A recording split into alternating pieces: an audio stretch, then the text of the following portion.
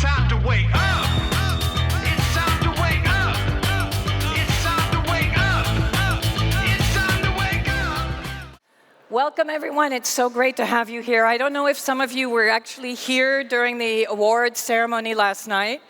We celebrated the great human beings who are doing phenomenal work in the area of climate, in the area of sustainability, and really trying to provoke change. I'm going to be slightly provocative, because what I want to do is I want to contrast some of the incredible work that people are doing around the world in trying to save this planet with what's happening today. So my presentation is going to be a bit of a reality check, and it's a reality check to wake us all up.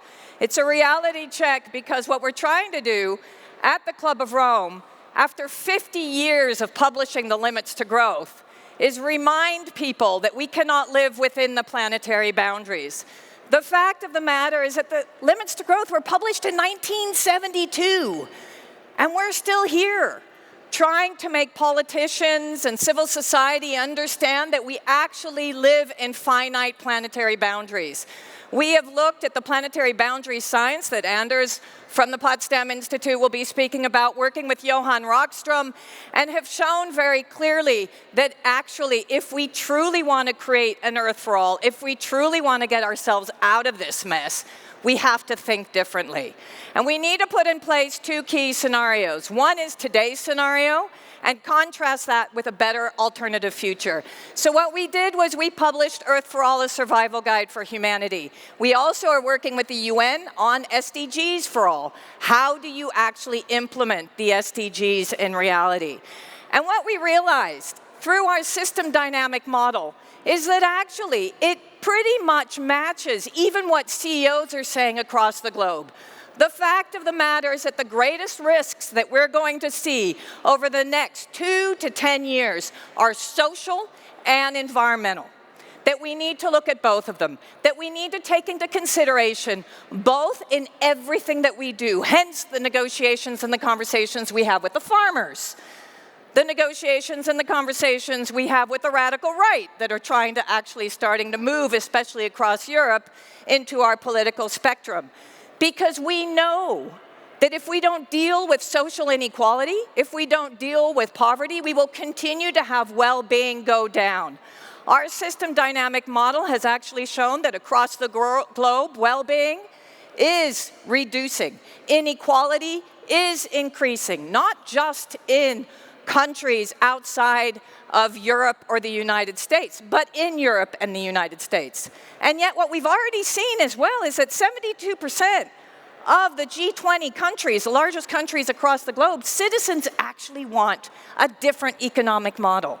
So what does that look like? So we looked across the board at a variety of different models, and we started to use our system dynamic model that actually looks at these social and environmental tipping points, and we realized that in the 21st century, the economic model that we need to get us to a well-being has 5 key turnarounds. How do we address poverty? How do we reduce inequality? How do we ensure that women and men are empowered to be part of our society in a way which is truly fruitful and enables them to thrive, not just survive? And how do we address 2 key major systems change, energy and food? And we'll talk more about energy today.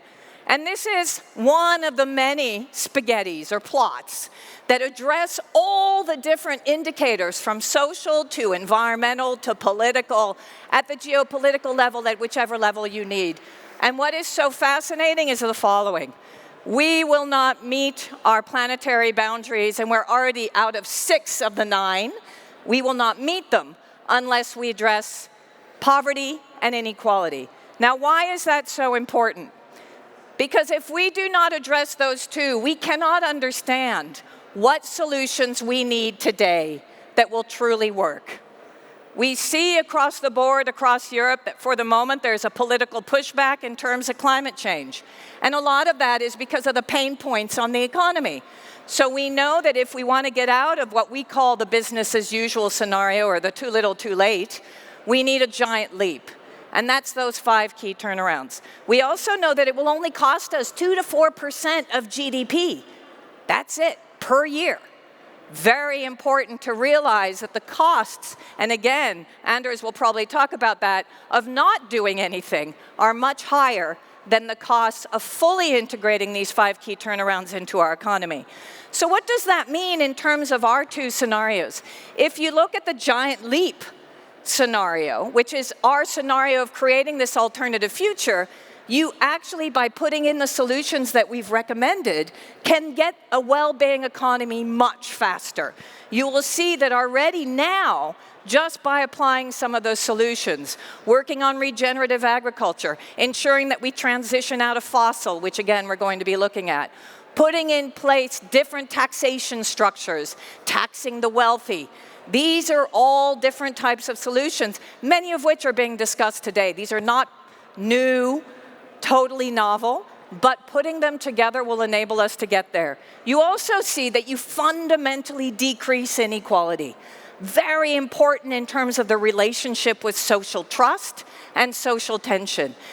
And that you greatly reduce greenhouse gas emissions, which of course for the moment, as we've all been living about 4 months of rain, I am in Belgium, we know that already our climate is disrupted and that we're starting to see floods in places that we've never seen before. And most importantly, because what we don't understand is the relationship between climate and people is actually one which will very much turn into a relationship of social tension. Climate migration, greater impacts from weather, etc., will have an impact on those that are the most vulnerable. That will then create a distrust in terms of our governments, which will then be further exacerbated as we see greater impacts. That is why it's so important to address all of these issues together. Now, what does that mean in terms of energy as we move into a just transition to better understand? First of all, you need to think about critical feedback loops. You need to think about the role of the state. You need to think about the way in which you can create more space for fiscal change to enable actually more investment in people to stop the growth in poverty and also purchasing power that we have today. Because we need to remember that actually the purchasing power of the younger generation is the lowest it's ever been since the 1950s. This is the first generation that will make less than its parents. So we need to put in place the right regulation, and we need to make sure that there's a positive relationship, and I'm moving into energy to show you an example because we're going to further talk about energy, that there is a positive relationship between a transition in energy and the way in which people are able to purchase affordable, green, and clean energy. And we can see that if there isn't that positive relationship, you have an increase in distrust, you have an increase in social tension, because energy poverty is increasing, while for the moment, oil and gas companies are making in windfall profits $2.8 billion per day. CEOs, if you look at most of the top CEOs in energy companies, we have seen in the United States that salaries have increased since 1978 by 1,400%. Employee salaries by 18%. Inflation by 20%. I think that would piss off a lot of people. That growth in inequality is incredibly important to watch. Now, how do you transform some of this thinking in a real live situation? One which we actually felt when we saw the Ukrainian invasion. Let me quickly lead you through this so that you understand how we apply this systems thinking in a real case study. Working together with the European Commission, we saw the stress points growing in terms of food, energy, and minerals.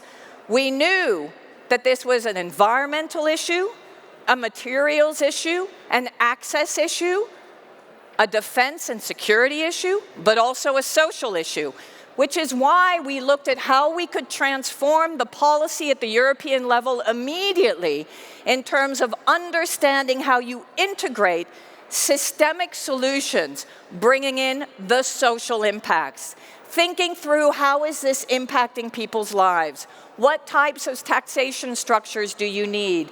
How can you ensure that when we get the crunch on energy access, we don't make all the wrong decisions? And I'm going to finish with this, because this is the reality check. And I really do hope that as we continue this conversation, we can talk about this honestly. Uncontrollable growth and an over-financialized economy, which is the economy that we have today. We talk about the economy as if it services people. It doesn't today. It services shareholders. It services profit and power. Full stop. You can fire 10,000 people as a company and your shares go up. It's not calculated in the real economy. That is fundamentally wrong. So what did I say to Wall Street when they asked me to give a speech on the floor in New York? I said uncontrollable growth and an over-financial economy will actually create a disaster, and that we have to change the rules of the game. We have to think about shifting our economies to stop being extractive, hold our governments accountable, take into consideration people, planet, and prosperity. That the only way that we will build resilience to future shocks, because we will have more shocks, whether they be pandemics or climate change, is to think about these 5 key turnarounds and an Earth for all. The work that the Club of Rome has been doing for 50 years is to focus on how we can actually bring people on the journey. What does that look like? And so my words now, more and more, to businesses and to oil and gas companies, don't think you can get away with it. The immorality is going to start to create such instability. You can't bunker yourself away. There are no stocks. There are no bonds. There are no financial assets on a dead planet. We have to realize that. So we're playing a poker game. And the fact is that we have to redesign our systems so that we redistribute wealth, so that we think through our energy, our food systems, so they truly fundamentally service people and planet at the same time. Thank you very much. It's time to wake up.